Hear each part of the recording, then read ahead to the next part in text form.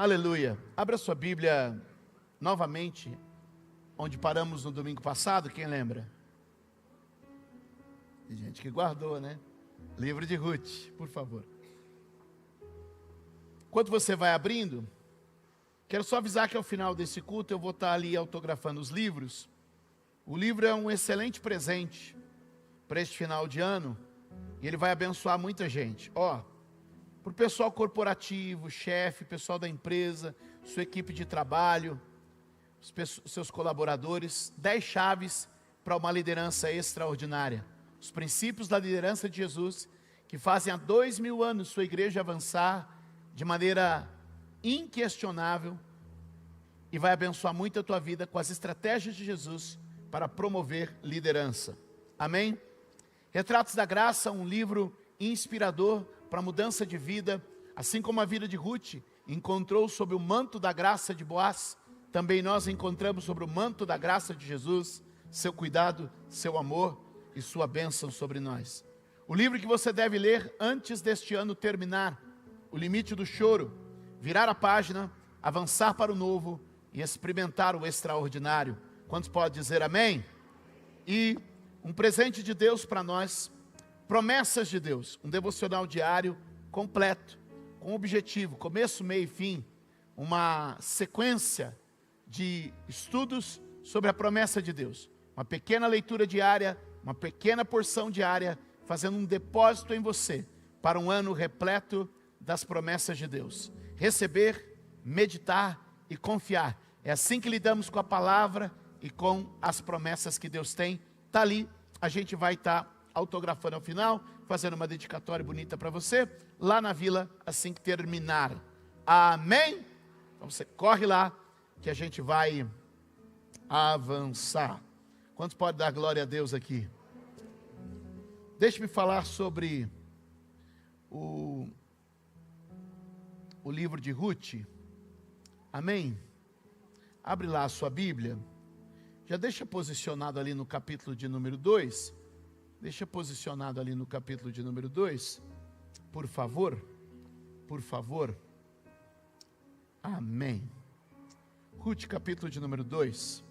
Quantos podem dar glória a Deus pelo que Deus está fazendo esta manhã em nossas vidas? Olhe para mim. A história de Ruth, como eu disse a vocês semana passada, eu vou fazer um pequeno resumo e então a gente entra em alguns aspectos que eu acho que é importante notar. A história de Ruth, ela começa com a posição do seu sogro, o Elimeleque. Elimeleque era um cidadão de Belém. Diga comigo, Belém. Belém é importante para nós. Belém é a cidade do Salvador. Belém é onde Jesus nasceu. Belém significa casa de pão. O que significa Belém? Casa de pão. É por isso que lá nasce o pão da vida, Jesus. Quantos podem dizer amém? Jesus é natural de Belém. Belém é também a cidade do rei Davi. Por isso Jesus é o filho de Davi. Ele é um descendente direto de Davi. E quando José adota Jesus, Jesus se torna o seu primogênito. Jesus está na linhagem do rei Davi. Ou seja, Jesus também é rei, nascido em Belém. Quantos podem dar glória a Deus? É curioso que em determinado momento, no momento dos juízes, é o tempo que se passa a história de Ruth, o tempo dos juízes. O tempo dos juízes, na Bíblia, é o 7º livro da Bíblia, ele antecede o livro de Ruth. Ruth está dentro do período dos juízes. Os juízes é o período mais perdido do povo de Israel, onde o povo de Israel está sem identidade. O que eu disse? Identidade. Então, por favor, eu estou tentando construir um panorama para você. Posso ouvir um amém? Um panorama para você. Nós estamos saindo do tempo de Moisés, Josué, e agora estamos entrando no tempo dos juízes. O tempo dos juízes é um tempo que não tem identidade. Quando você perde a tua identidade, você também perde o seu rumo. Algumas pessoas perderam sua identidade. Algumas pessoas perderam a sua visão. Nesse período, Israel está completamente perdido, está sem direção. Israel está à mercê dos males que cercam toda aquela região. E a Bíblia diz que em Belém, Belém quer dizer o quê? Em Belém, casa de pão, tem fome, ou seja, como é que pode? Um lugar que devia ser símbolo de fartura, em algum momento está se tornando um símbolo de miséria. E o que Elimeleque faz? É sair de Belém, rumar para Moabe. Os moabitas são inimigos históricos do povo de Israel. É uma nação pagã, uma nação sem temor de Deus. Mas este homem decide sair. Quando a coisa fica apertada, ele foge. Ele faz o quê? Foge. Deixa eu dizer algo para você, quem está comigo aqui. Existem dois tipos de pessoas, alguns que perseveram na promessa. Eu estou em Belém, Belém é casa do pão, o pão vai chegar, o pão vai vir, o pão vai vir. Outros fogem, mas ninguém foge da sua miséria. Ninguém foge da sua amargura. Sabe por quê? Porque quando você vai, você leva a sua miséria e sua amargura com você. Há muita gente querendo fugir da própria miséria. Há muita gente querendo fugir da própria amargura. E Deus está te dizendo, ei, você vai, isso vai junto com você. Existem dois tipos de pessoas. Pessoas que estão fugindo e levando consigo seus problemas. E pessoas que estão permanecendo na promessa de Deus. Levante a mão e diga comigo, permanecer. Diga forte, permanecer na promessa de Deus é a melhor opção. Quantos podem dar um aplauso ao Senhor neste lugar? Permanecer na promessa de Deus é a melhor opção. Quem pode dar glória a Deus aqui? Vem comigo, por favor. Vem comigo. Ele foge. Quem foge leva consigo sua miséria. Quem foge leva consigo sua tragédia. Quem foge leva consigo suas dores. O que acontece lá em Moabe? Lá em Moabe, morre Elimeleque, morre o Malom, morre o Quilion, que são os filhos dele. Ou seja, a fuga não lhe livrou de nada. Fugir não resolve. Se esconder não resolve. Se o tempo curasse as coisas, vendia-se relógio numa farmácia, mas não vende. Fugir, se esconder, não cura, não resolve.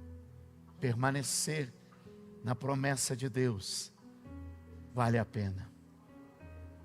Algumas pessoas vão se escondendo, sua vida vai declinando, afundando, se perdendo. Alguém comigo aqui?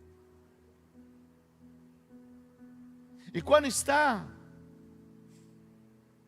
Noemi, a viúva, a matriarca da família, junto com suas noras, Ruth e Orfa, 3 viúvas desamparadas, chega uma notícia. Sabe qual foi a notícia?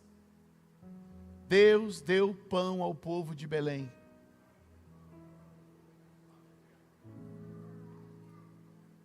Sabe o que se chama?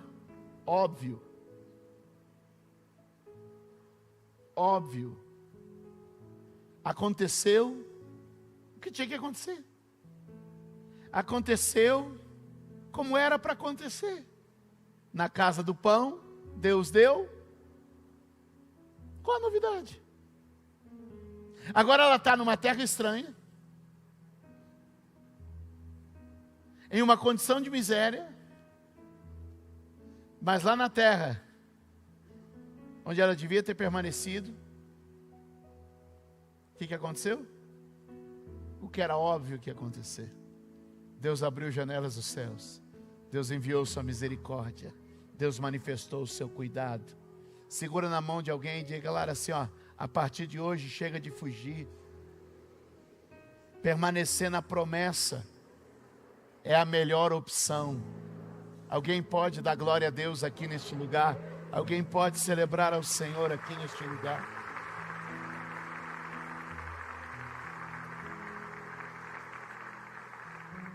Voltam as duas. Foi exatamente no ponto do retorno que a gente trabalhou a semana passada. Quantos lembram disso? Foi exatamente no ponto do retorno que a gente trabalhou a semana passada. As crises para retornar, as crises para chegar no tempo da nova colheita, a crise da identidade, a crise do tempo, a crise da possibilidade. Quantos lembram disso? Elas vão enfrentando de crise em crise e vão seguindo, até que chegam naquela terra onde tudo começa de novo. Posso pregar para alguém aqui hoje? Eu acredito que para algumas pessoas desta manhã, algumas pessoas que me assistem agora, Deus está dando um novo começo. Bate no ombro de alguém e diga: Deus está dando um novo começo. Toque no irmão do outro lado e diga: Deus está dando um novo começo. Quantos creem que o nosso Deus é o Deus dos novos começos, é o Deus de coisas novas, é o Deus de algo novo neste dia? Quantos podem glorificar a Deus aqui neste lugar? E o trecho em que paramos é que elas chegaram, no último verso do capítulo de número 1, elas chegaram em Belém, na estação da colheita. Elas chegaram em Belém, na estação da colheita. E no capítulo 2, no verso de número 3, vamos fazer a nossa leitura. Então foi ela e começou a recolher espigas atrás dos ceifeiros. Por acaso, entrou justamente na parte da plantação que pertencia a Boaz. Por acaso, justamente na parte da plantação que pertencia a Boaz, que era do clã de Elimeleque. Eu creio no Deus que governa todas as coisas. Eu creio no Deus que está no trono. Quantos podem dizer amém? Eu creio no Deus da providência. Quantos podem dar glória a Deus? Eu creio no Deus que conduz a história de maneira que tudo coopere, contribui para o bem da sua própria vontade. Quantos podem dizer amém? Eu creio no Deus que é soberano e faz tudo o que quer, como quer e quando quer. Eu quero que a gente guarde aqui uma lição. Lição 1, soberania de Deus. Você pode repetir comigo? Mais uma vez e mais forte. O que significa um Deus soberano? Faz o que quer, quando quer e como quer. O apóstolo Paulo vai descrever isso em Romanos 9, quando coloca Deus como oleiro e nós como barro, dizendo: o oleiro faz o vaso como quer. Você pode repetir comigo? O oleiro faz o vaso como quer. O apóstolo Paulo vai dizer: a coisa formada. Tem hora que ele chama nós de coisa, ou coisinha. Deixa eu te dizer, o apóstolo Paulo falou assim: ô coisa. Não dá para você dizer para quem te formou: por que me fizeste assim? Olha para o olhar de alguém e fala assim: ô coisa.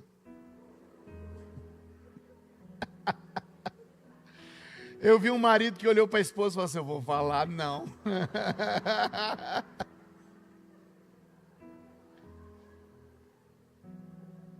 O apóstolo Paulo diz: a coisa, você não pode dizer por que me fizeste assim. Como o oleiro amassa o barro, molda o barro, forma o vaso, assim o Senhor amassa você, molda você, prepara você. E Paulo vai dizer: ô coisa, Ele é soberano.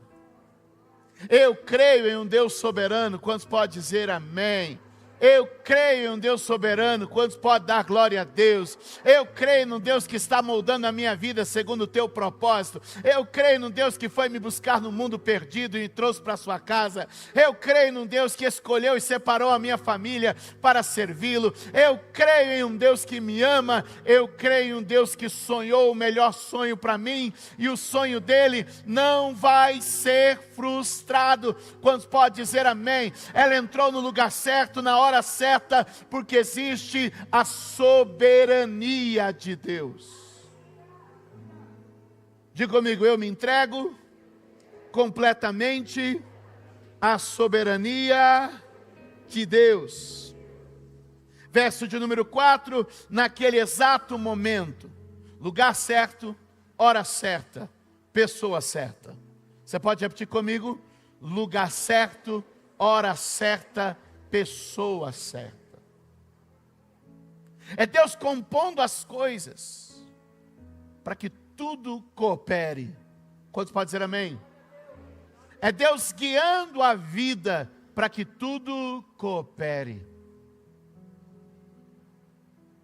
Paulo, mais uma vez, em Romanos 8, vai dizer para nós: aqueles que são guiados pelo Espírito de Deus, estes são filhos de Deus. Vamos repetir comigo: aqueles que são guiados pelo Espírito de Deus, são filhos de Deus. Ou seja, Deus dirige os seus filhos. Ela entrou na propriedade certa, o Boaz chegou na hora certa, ela estava no dia certo, na hora certa. É por isso que a gente precisa estar em sintonia com o Espírito Santo, em sensibilidade com o Espírito Santo. Anote aí, eu quero que você comece a orar a Deus por algumas sensibilidades. Eu quero profetizar algumas sensibilidades. Amém? Anote isso aí, algumas coisas você vai entender. Você vai entender. Olha só, a primeira, eu quero que você seja sensível ao ambiente. Anote isso. É preciso ser sensível ao ambiente. Existem pessoas completamente desconectadas do Espírito. Elas não percebem o ambiente onde estão. Eu quero orar para que você se torne uma pessoa sensível ao ambiente. Que você perceba onde você está entrando. Que você perceba o lugar em que você está. Que você tenha essa sensibilidade de perceber o ambiente onde está. Algumas pessoas falam assim: nossa, você é muito profeta. Não. Às vezes é só uma capacidade de ler o ambiente à sua volta e perceber o que Deus está querendo te dizer. Você entrou em um lugar, perceba o que o Espírito está querendo comunicar. Algum incômodo, alguma alegria, alguma paz, alguma sensação pode estar comunicando a você algo sobre o ambiente em que você está. Eu oro por pessoas sensíveis ao ambiente. Quantos podem dizer amém?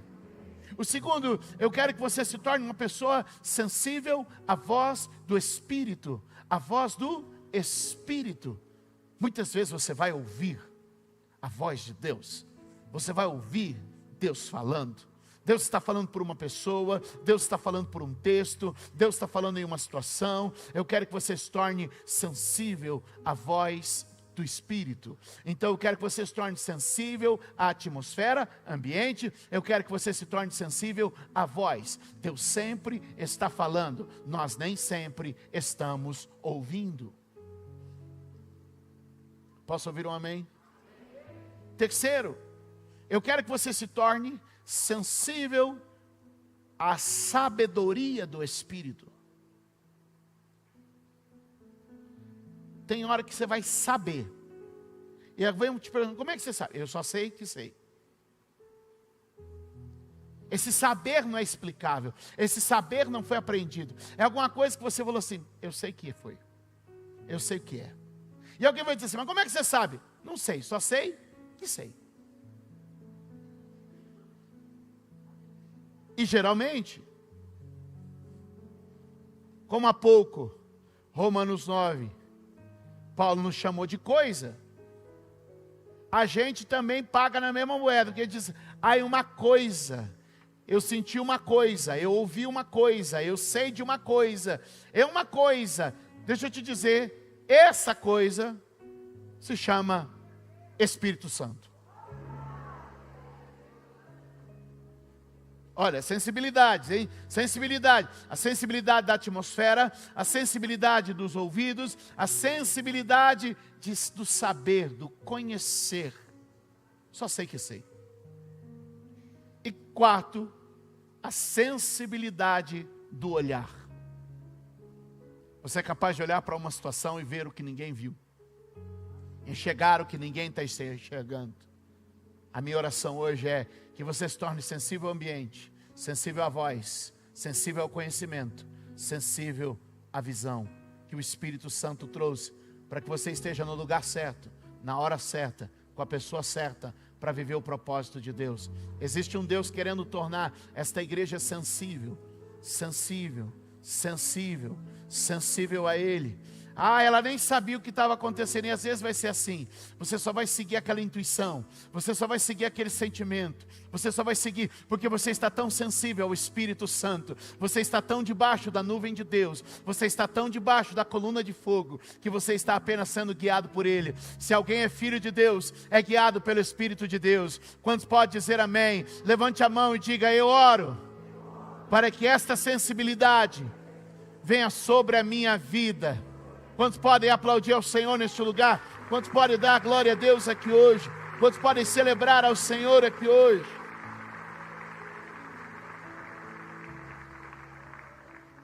Dê glória a Deus aqui.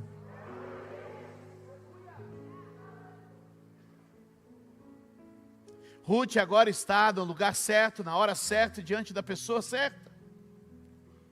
E o que ela precisa nesse momento é da atitude correta. Escreva isso. Atitudes corretas. Atitudes corretas estão escondidas em pessoas. Atitudes corretas estão escondidas em discipuladores. Atitudes corretas estão escondidas em mentores. Eu sei que parece uma palavra da moda, mas a Bíblia sempre mostrou que alguém instruía outro alguém no caminho para o sucesso. Moisés instruiu Josué no caminho para o sucesso. Elias instruiu Eliseu no caminho para o sucesso. Davi instruiu Salomão no caminho para o sucesso. Quantos podem dizer amém? Jesus instruiu os seus discípulos no caminho para o sucesso. Paulo instruiu a Timóteo no caminho para o sucesso. Timóteo instruiu outros homens no caminho para o sucesso. E esses homens instruídos por Timóteo instruíram outros homens no caminho para o sucesso. Essa sucessão está em 2 Timóteo 2:2, um ensinando o outro para o que está por vir. Pastor, o que o senhor quer dizer com isso? Existe alguém um pouco mais amadurecido que pode compartilhar os segredos, os códigos, as chaves do reino de Deus para você. Posso ouvir um amém? Levante a mão e diga: Senhor, eu preciso da instrução. Quanto pode dar glória a Deus? Eu preciso da instrução.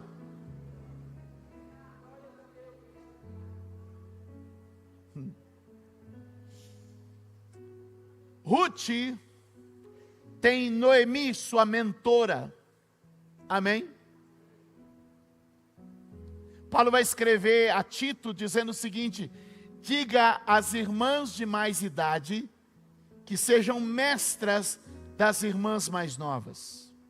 Olha o que a Bíblia está mostrando para nós. Sempre haverá alguém um pouco mais instruído que pode compartilhar segredos. Ruth era uma estrangeira, Ruth era mas Noemi conhecia as leis de Deus. Nas leis de Deus, todos nós encontramos rotas para o nosso destino. Quanto pode dizer amém? Levante a mão e diga: na lei de Deus, eu encontrei rota para o meu destino.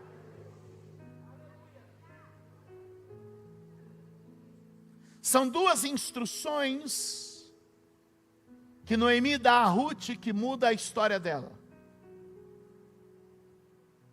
A primeira instrução, nós falamos um pouco sobre isso semana passada, que é a instrução de rebuscar.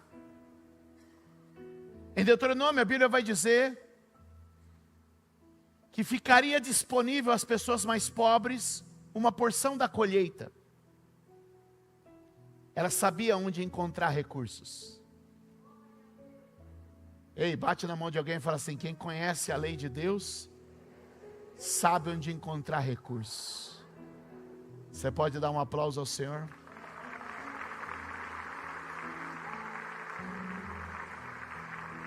Quem conhece a lei de Deus, sabe onde encontrar recursos. Mas havia um outro código dentro da lei de Deus, que era sobre o remidor. Quem era o remidor? O remidor era uma pessoa que fazia parte da família, que poderia resgatar uma herança perdida. Isso é lindo. Esse remidor era alguém que tinha a capacidade, a condição, a capacidade, a condição de restituir o que foi perdido. Alguém está comigo? A capacidade, a condição de restituir o que foi perdido. Eu vim com uma palavra aqui hoje.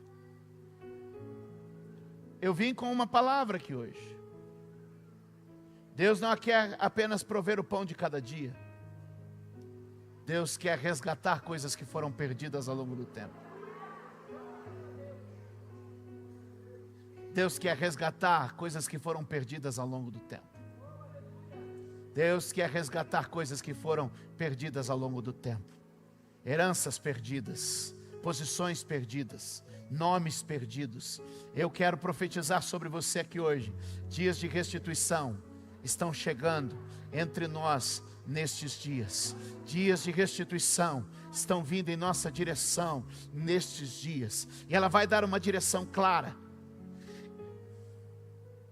Como Ruth pode resgatar o que foi perdido? Se você olhar comigo, por favor. Ali, no capítulo de número 2, no verso de número 22. Meu Deus, já essa hora eu tenho que terminar. Eu me empolguei contando a história.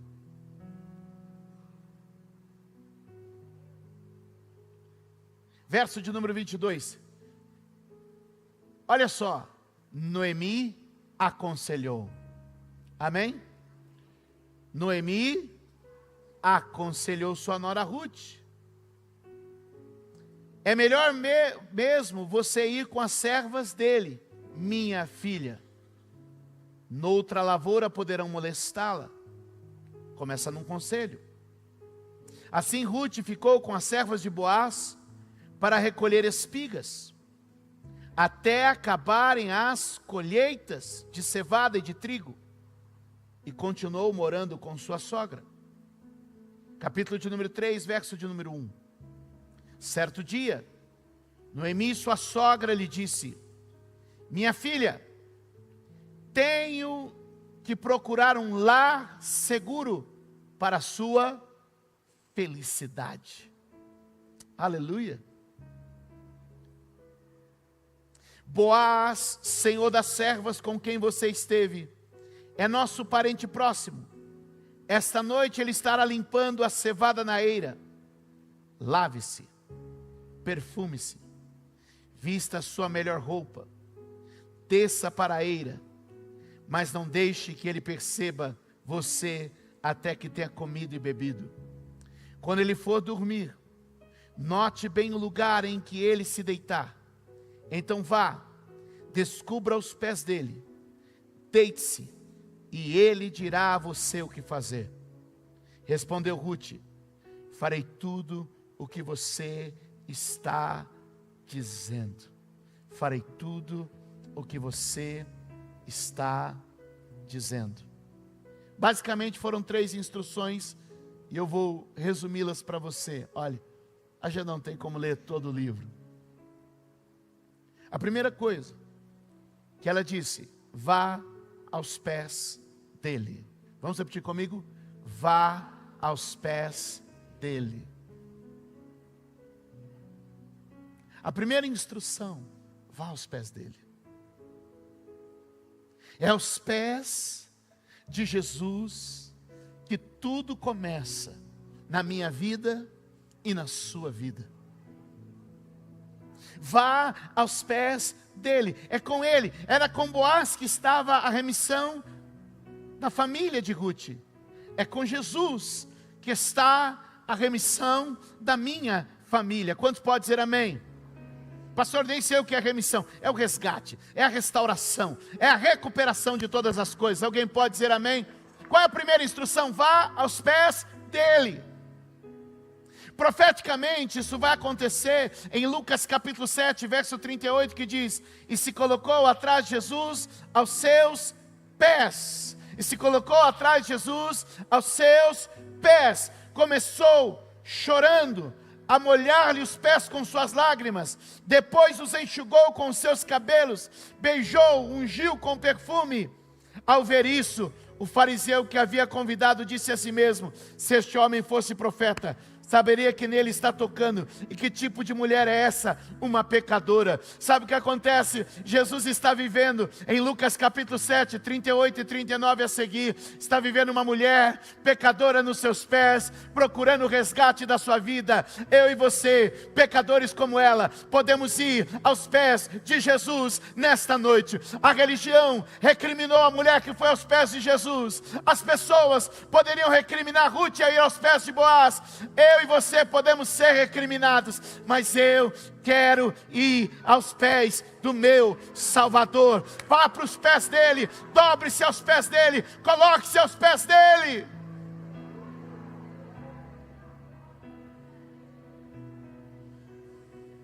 Muitas vezes, quando a gente se lança aos pés, vamos falar do que a gente fez, vamos falar de quem a gente é, vamos falar de onde a gente veio. Mas eu quero dizer, o novo começo está nos pés daquele que servimos e adoramos. Quem pode aplaudir ao Senhor?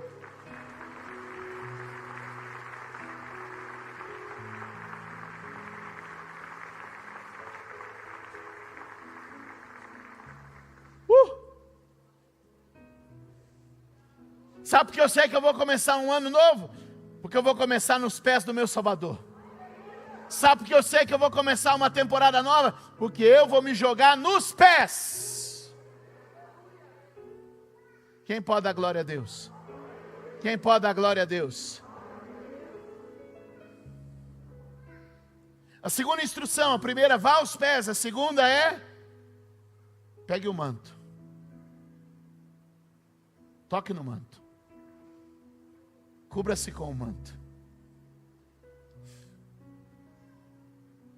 Isso vai se cumprir profeticamente em Jesus.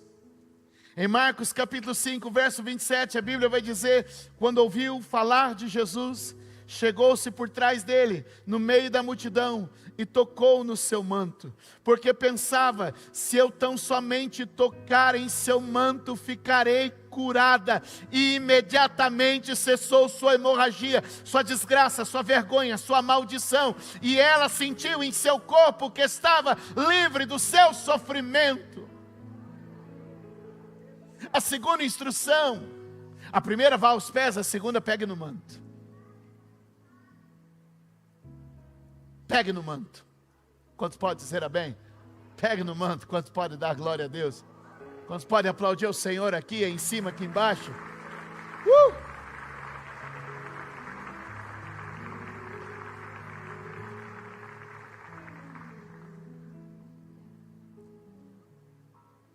Tudo que está acontecendo entre Ruth e Boaz também acontece conosco de Jesus. Vá aos pés.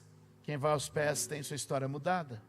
Pegue no manto. Quem toca no manto tem sua tragédia superada. Quantos podem dar glória a Deus?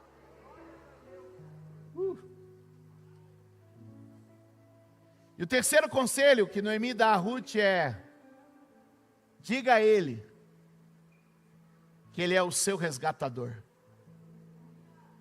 Eu queria colocar um último texto, por favor, para encerrarmos. Efésios capítulo de número 1, verso de número 7. Efésios capítulo de número 1, verso de número 7. Põe para mim a tela, você fique de pé aí onde você está.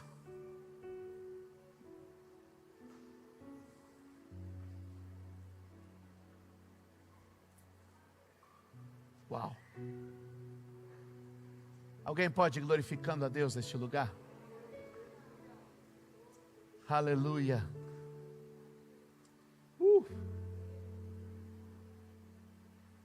Aleluia.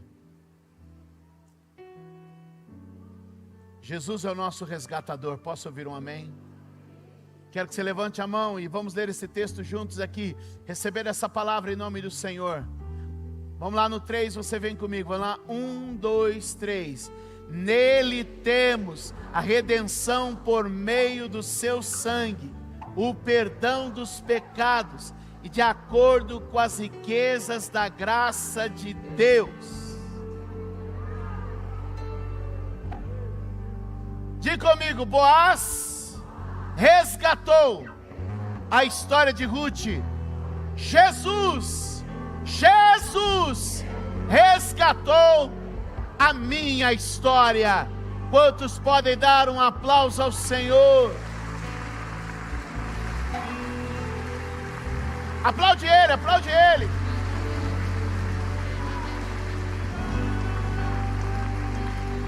Ei, glorifica a Deus. Ele está resgatando a sua história. Ele está restaurando a sua vida. Ele está restaurando a sua família. Ele está tirando você das trevas para a luz, como tirou de Moabe para Belém. Ele está tirando da maldição para a bênção, da condenação para a salvação, da morte para a vida, da miséria para a herança, do medo para a ousadia, do pecado para a santidade. Levante as duas mãos para o céu, feche os teus olhos, por 30 segundos diga: a minha história de vida está mudando diante de Jesus nesta manhã. A minha história de vida está mudando diante do Salvador essa manhã.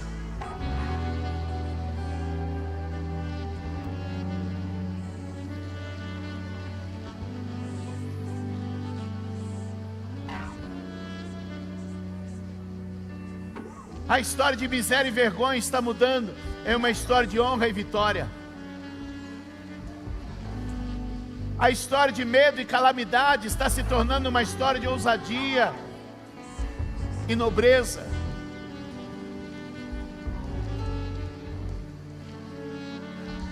A história de desgraça está se tornando uma história cheia de graça.